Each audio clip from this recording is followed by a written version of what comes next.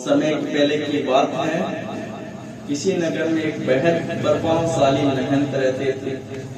उनके पास शिक्षा लेने के तो दूर दूर से शिष्य आते थे।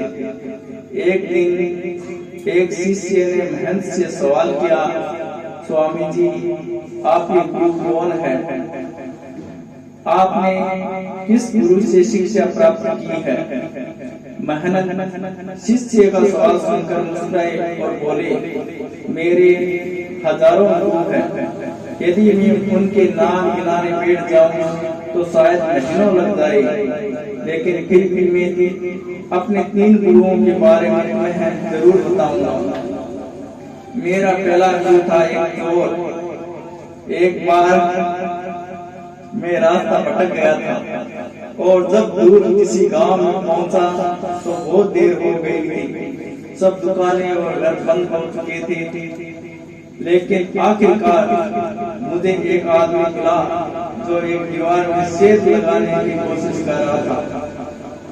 मैंने उससे पूछा, मैं कहाँ ठहर सकता हूँ? तो मैं बोला कि आधी रात गए इस समय आपको कोई कहीं आसरा करना बहुत मुश्किल होगा, लेकिन आप चाहे तो मेरे साथ आज ही रात ठहर सकते हो। मैं एक चोर हूँ और अगर एक चोर के साथ रहने में आपको कोई परेशानी नहीं हो तो आप मेरे साथ रह सकते। वह इतना प्यारा आदमी था कि मैं उसके साथ एक रात की जगह 1 महीने तक रह गया। वह हर रात मुझसे कहता कि मैं अपना काम पर जाता हूँ, आप आराम करो और प्रार्थना करो। जब वो आता तो मैं उससे पूछता कि कुछ मिला तुम्हें? तो वह कहता है कि आज तो कुछ नहीं मिला, पर अगर भगवान ने चाहा तो जल्द ही जरूर कुछ मिल जाएगा। वह कभी निराश और उदास नहीं होता था और हमेशा मस्त रहता था। कुछ दिन बाद में उनको धन्यवाद करके वापस अपने घर आ गया।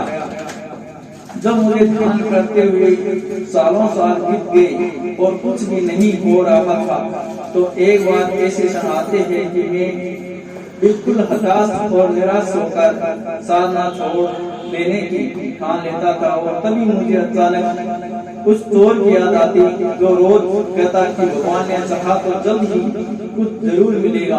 और इस तरह मैं अपना ध्यान लगाता और साधना में लीन रहता। और मेरा दूसरा गुरु एक कुत्ता है।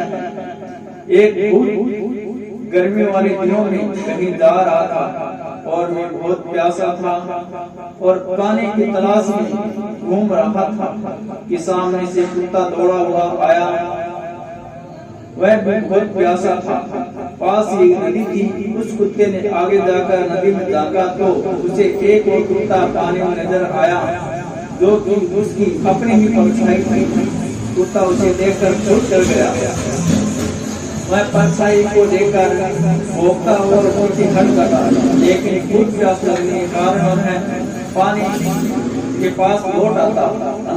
अपने डर के बावजूद वह नदी में कूदा और उसके कूदते ही वह परछाई गायब हो गई। उस कुत्ते के इस साहस को देखकर मुझे बहुत बड़ी सीख मिली। अपने डर के बावजूद भक्ति को सलाम लगा लेनी चाहिए। सफलता उसे ही मिलती है जो उस डर को साहस से मुकाबला करता है।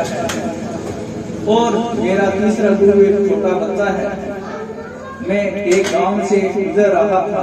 मैंने देखा एक छोटा बच्चा एक जलती हुई मोमबत्ती ले जा रहा था। वह पास ही किसी मंदिर में मोमबत्ती रखने जा रहा था। मजाक नहीं, मैंने उससे पूछा कि क्या ये मोमबत्ती तुमने जलाई है? वह बोला, जी मैंने ही जलाई है। तो मैंने उससे कहा कि एक क्षण था जब ये मोमबत्ती बुझी हुई थी और फिर एक क्षण आया जब ये मोमबत्ती जल गई।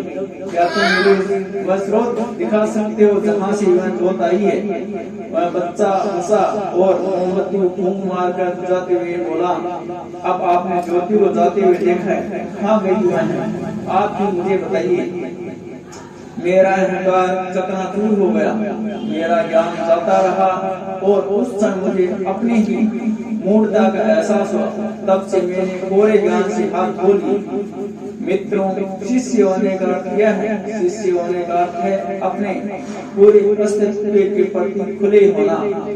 हर समय हर ओर से सीखने को तैयार रहना, कभी किसी की बात का बुरा नहीं मानना चाहिए। किसी भी इंसान की कही हुई बात को ठंडे दिमाग से एकांत में बैठकर सोचना चाहिए कि उसने क्या कहा था, क्यों कहा था, तब उसकी कई बातों से अपनी की हुई गलतियों को समझे और अपनी कमियों को दूर करे। जीवन का हर समय हमें कुछ न कुछ सीखने को देता है।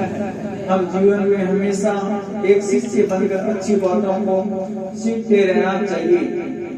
ये जीवन हमें आए दिन किसी न किसी रूप में किसी गुरु से मिलाता रहता है। ये हमें पर निर्भर करता है कि क्या हम उस महंत की तरह एक शिष्य बनकर उसे गुरु से मिलने वाली शिक्षा को ग्रहण कर पा रहे हैं या नहीं।